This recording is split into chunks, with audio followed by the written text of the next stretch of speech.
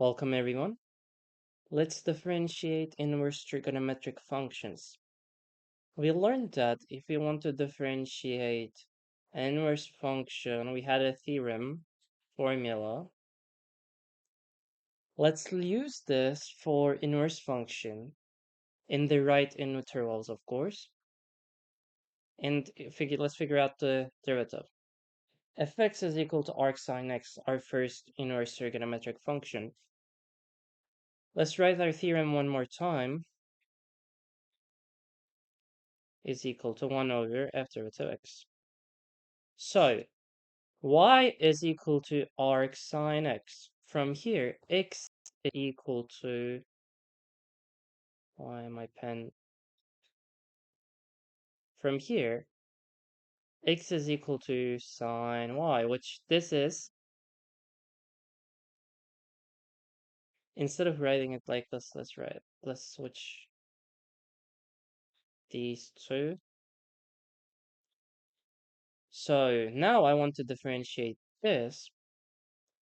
I can say this is equal to 1 over sine y differentiated, which is equal to 1 over cosine y. Cosine y is equal to under the root 1 minus sine squared y. Why do I need to do this? Because I know sine y is equal to x, but I don't know what cosine y is equal to. Instead of this, I will write the root I found, 1 minus sine squared y.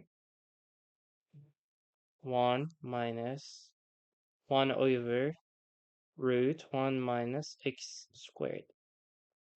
So we differentiated, and of course, this is for absolute values. We differentiated arc sine x for the right interval. Similarly, you can show that f derivative x is for arc cosine x is negative 1 over root 1 minus x squared, again for absolute values lesser than 1.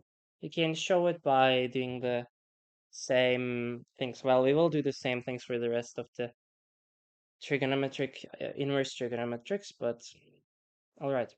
Arc 10x, our next inverse trigonometric. First of all, let's write the formula again. Is equal to 1 over f derivative y. Fx is equal to arc 10x, y is equal to arc 10x. From here, x is equal to 10y. If we differentiate 10y, 1 over 10y differentiated, what do we get? 1 over 1 plus 10 squared y. And I know x is equal to 10y, so this is equal to 1 over 1 plus x squared. This is, of course, derivative of arc 10x. Arc cot x, we have the, and again, let's give the interval, I forgot. For arc cot x, you can use the same method. Derivative of arc cot x is negative 1 over 1 plus x squared.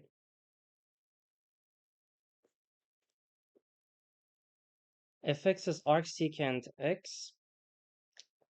What is f derivative? Again, I need to write the formula or the definition is over to 1 over f derivative y.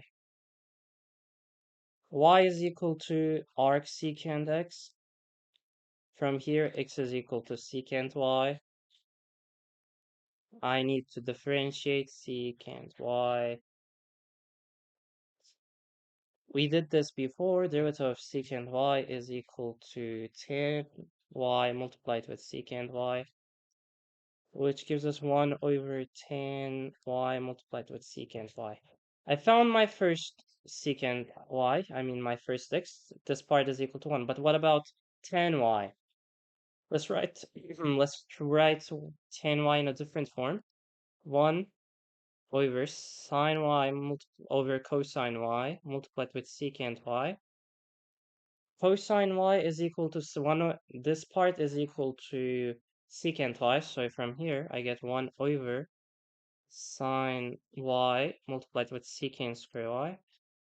Instead of sine y, again, we can write under the root 1 minus cosine squared y. 1 over 1 minus cosine squared y multiplied with secant squared y. From here, x is equal to 1 over cosine y. X is equal to 1 over cosine y. From here, cosine y is equal to 1 over x. All good. Instead of cosine squared y, I'm going to write, instead of cosine y, I will write 1 over x. 1 over, under the root, 1 minus 1 over x squared multiplied with x squared. I can write x instead of secant y.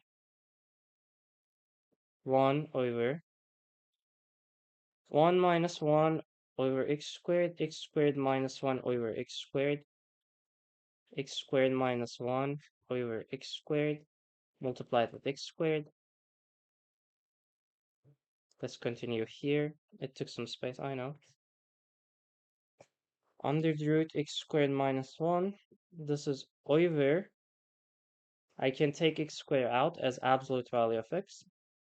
Multiply it with x squared.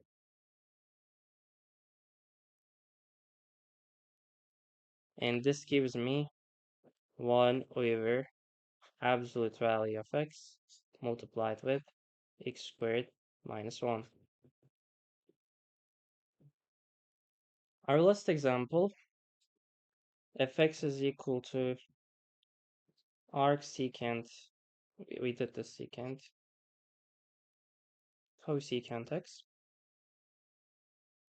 You can show this by yourself, similar methods. This is equal to negative 1 over absolute value of x multiplied with root x squared minus 1.